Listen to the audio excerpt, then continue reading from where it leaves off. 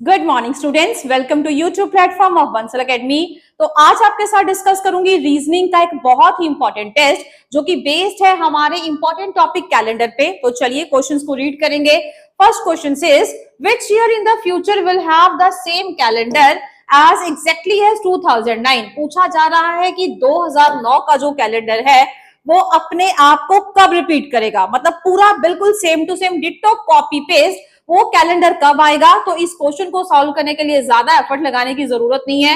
Reason बहुत ही बढ़िया trick जो है डिटेल्ड लेक्चर्स में ऑलरेडी बता चुकी हूं। क्या करना होगा, जो पर्टिकुलर इनिशियल ईयर है उसको आप लोगों को डिवाइड करना है 4 के साथ, रिमाइंडर चेक करेंगे। जैसे ही मैं इसको डिवाइड करूंगी 4 के साथ, जिसके लिए पूरा नंबर डिवाइड करने की जरूरत नहीं है, आप लोग खाली लास्ट वाले 2 डिजिट भी अगर आप लोग डिवाइड कर लेंगे तो हमारा आंसर बन जाएगा।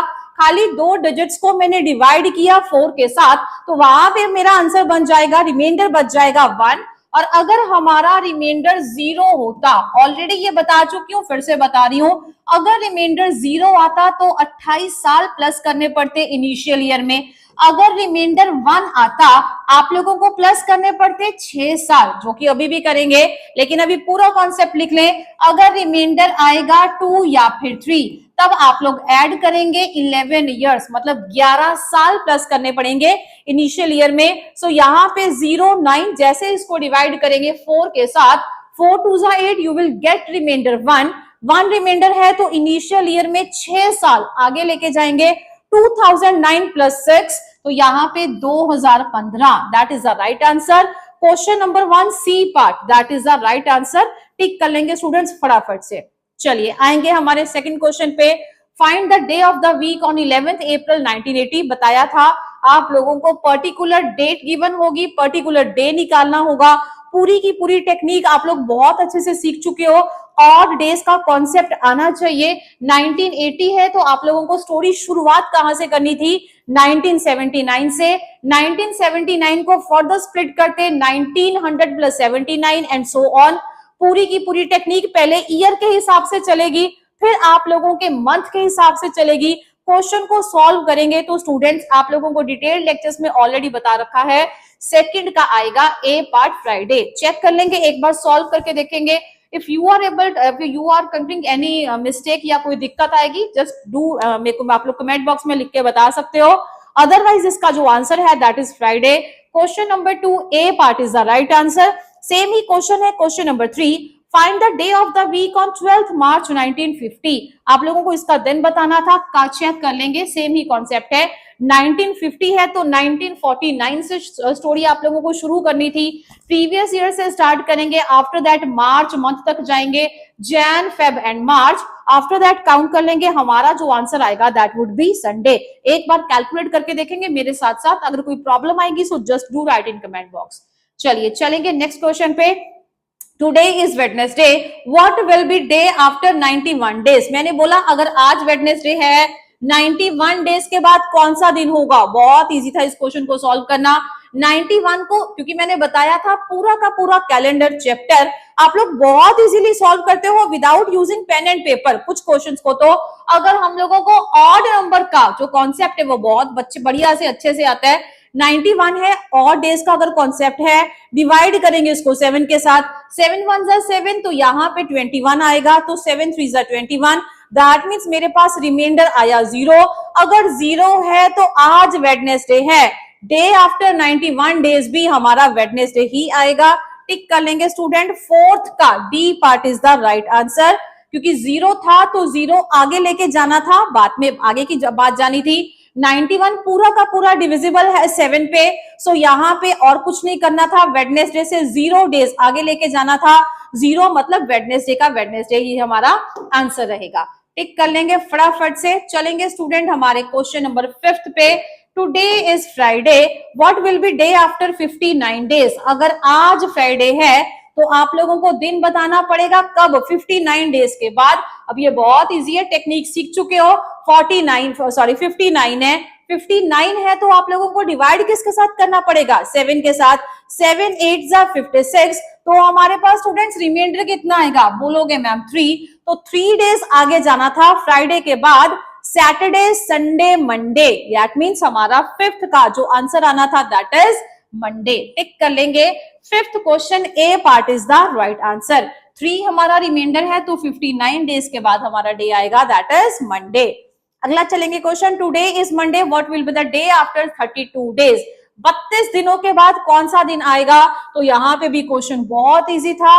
बोलोगे मैम मंडे है, 32 को हम लोगों ने 7 के साथ डिवाइड किया, रिमाइंडर कितना आएगा? 7 4 28, रिमाइंडर इज 4। तो मंडे से 4 दिन आगे चले जाएं, ट्यूसडे, वेडनेसडे, थर्सडे, फ्राइडे। फटाफट से लिखेंगे, सिक्स्थ का D part is the right answer, Friday is the right answer. टिक कर लेंगे जल्दी से। चलिए आफ्टर दैट पढ़ेंगे seventh question, today is Ram's birthday which falls on Wednesday. Ram का बर्थडे अगर वेडनेसडे को है, Gopal's birthday falls after 50 days after Ram's birthday. मैंने बोला जो गोपाल का बर्थडे है वो राम के बर्थडे के 50 दिनों के बाद आएगा। On which day गोपाल्स birthday fall. तो यहाँ पे 50 दिनों के बाद आने वाला कॉन्सेप्ट है।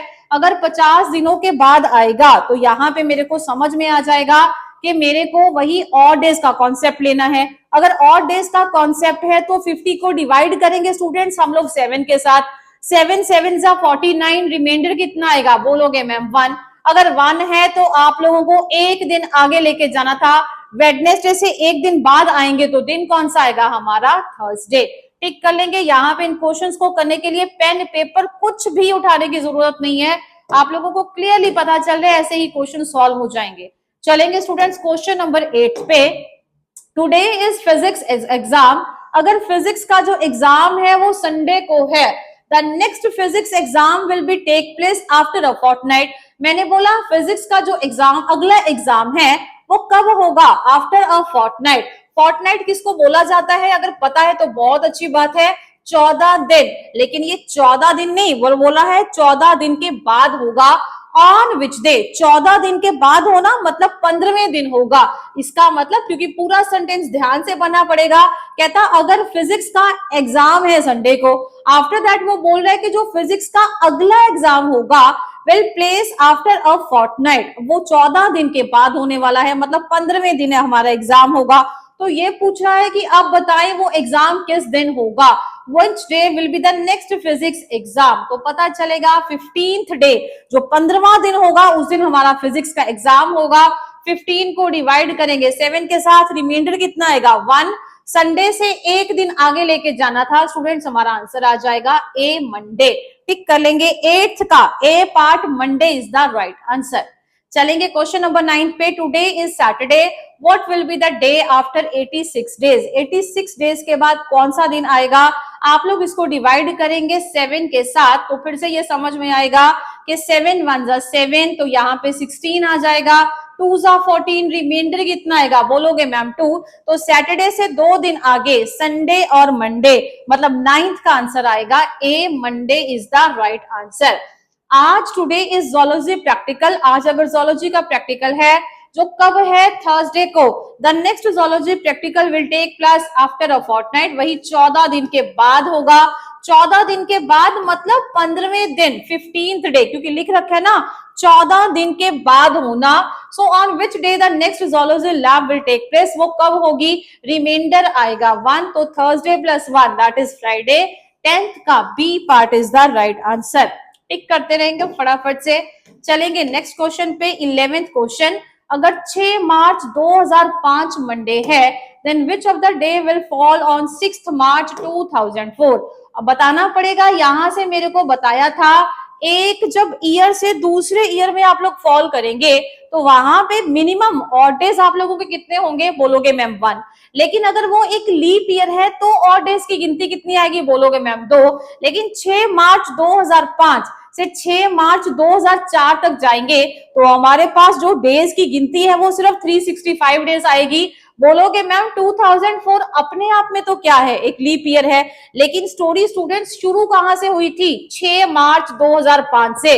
अब उसको आगे नहीं लेके जाना, उसको पीछे लेके आना है। और खत्म कब हो रही है? 6 मार्च 2004 को। तो फेब वाला मंथ तो बीच में इंक्लूड ही नहीं हुआ। इसका मतलब 2004 में 29 फरवरी थी या नहीं थी, उससे कोई फर्क नहीं पड़ने वाला। मेरे को मंडे से सिर्फ और सिर्फ एक ही दिन पीछे लेके आना था, दैट इज संडे। अगर तो फेब वाला मंथ बीच में इंक्लूड होता फिर तो मेरे को देखना पड़ता, अदरवाइज कोई इश्यू वाली बात नहीं है। तो हमारे पास एक दिन पीछे लेके जाएंगे, Sunday is the right answer. चलेंगे 12th क्वेश्चन पे।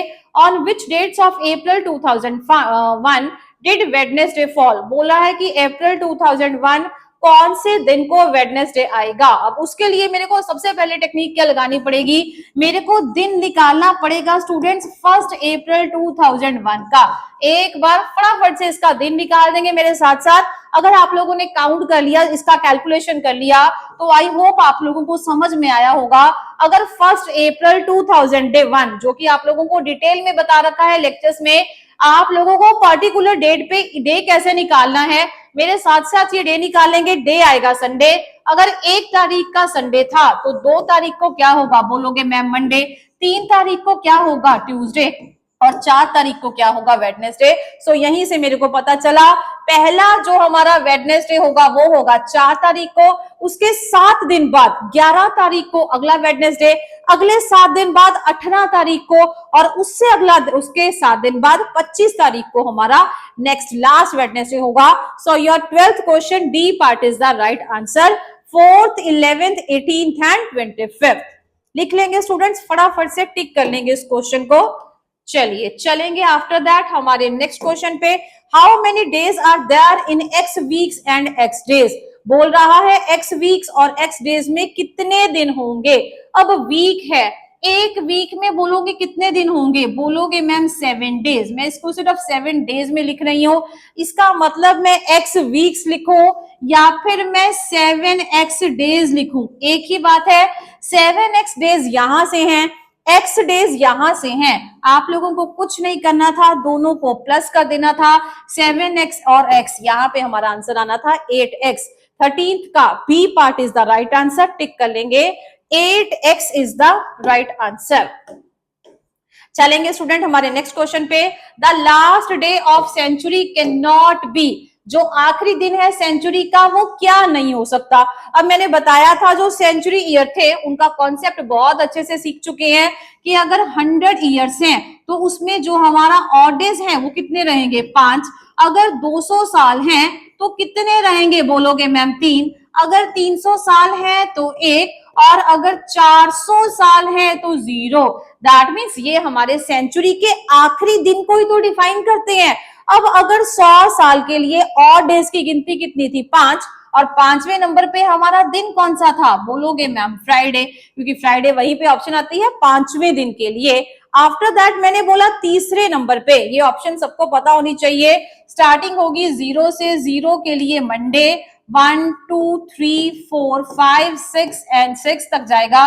Tuesday, Wednesday, Thursday, Friday and Monday, Tuesday, Wednesday, Thursday, Friday, Saturday. Sorry my mistake, आप लोगों को स्टार्ट करना था संडे से। 0 एक बार लिख लेंगे, 0 1 2 3 4 5 6 आप लोगों को स्टार्ट करना है संडे से। Monday, Tuesday, Wednesday, Thursday, Friday and Saturday. 5 तारीख है तो वहां पे फ्राइडे मेरी सेंचुरी का लास्ट डे हो सकता है, बताया भी था। अगर 3 है तो मेरी सेंचुरी का आखिरी दिन क्या हो सकता है, वेडनेसडे। अगर 1 है तो मेरी सेंचुरी का लास्ट डे क्या हो सकता है, बोलोगे मैम मंडे। और अगर 0 है तो मेरी सेंचुरी का आखिरी दिन क्या हो सकता है, that is Sunday. That means हमारा कौन सा दिन नहीं हो सकता, चेक करेंगे। मंडे, यहाँ पे मंडे है, बिल्कुल है। वेडनेसडे भी यहाँ पे है, ट्यूसडे यहाँ पे नहीं है, फ्राइडे यहाँ पे है, टिक कर लेंगे। सेंचुरी का, सदी का आखिरी दिन मंगलवार कभी भी नहीं हो सकता, टिक कर लेंगे स्टूडेंट्स फटाफट से। चलिए आएंगे हमारे नेक्स्ट क्वेश्चन की तरफ, चलेंगे नेक्स्ट क्वेश्चन की तरफ। ऑन 8 Feb 2005 कहता है अगर 8 फरवरी 2005 को मंगलवार था, so what was the day of the week on 8 Feb 2004। आप लोगों को 2004 का दिन बताना था, पीछे आना था, तो बोला जाएगा कि मैम एक दिन पीछे आ जाओ, लेकिन अब यहाँ पे एक दिन नहीं, इनफैक्ट 2 दिन पीछे आना पड़ेगा, क्योंकि यहाँ पे लीप ईयर का कॉन्सेप्ट भी है। 2004 अपने आप में लीप ईयर है, बिल्कुल। और 8 फरवरी से पहले, उसके बाद ही तो आएगी ना 29 फेब। अगर मैं यहां से यहां तक जाऊंगी, बैक ट्रैक कर रही हूं, 2005 से 2004 तक जाऊंगी, तो क्या 29 फरवरी मेरी कंसिडरेशन में नहीं आएगी? बिल्कुल आएगी, क्योंकि 2004 में बिल्कुल 29 फरवरी होगी। इसका मतलब मेरे को मंगलवार से 2 दिन पीछे आना था, मंगलवार से 2 दिन पहले आएंगे, तो 15th का C part is the right answer. टिक कर लेंगे संडे, आप लोगों को ट्यूसडे से 2 दिन पीछे आना था, ना कि 1 दिन पहले। चलेंगे अगले क्वेश्चन पे। The calendar of the year 2007 will be same for the year. 2007 का कैलेंडर किसके साथ मिलेगा? बताया था इसी नंबर को डिवाइड करना था आप लोगों को 4 के साथ। रिमाइंडर कितना आया स्टूडेंट्स? यहाँ पे रिमाइंडर आया 3। अगर 2 या 3 रिमाइंडर था, मेरे को 11 साल प्लस करने थे, तो डायरेक्टली हमारा आंसर आ जाएगा 16th का D part is the right answer. टिक कर लेंगे। Which of this is not a leap year? कौन सा लीप ईयर नहीं है? 2000, 1200, 800, ये सारे के सारे वो सेंचुरी ईयर्स हैं जो 400 के साथ डिवाइड हो सकते हैं। 700 हम लोगों को लगता है, लेकिन ये सेंचुरी ईयर नहीं है, ये ऑर्डिनरी सेंचुरी ईयर है, तो टिक कर लेंगे। अपने आप में ये हमारा लीप ईयर नहीं है। 17th का A part is the right answer. टिक कर लेंगे स्टूडेंट्स फटाफट से। चलेंगे नेक्स्ट 18th क्वेश्चन पे।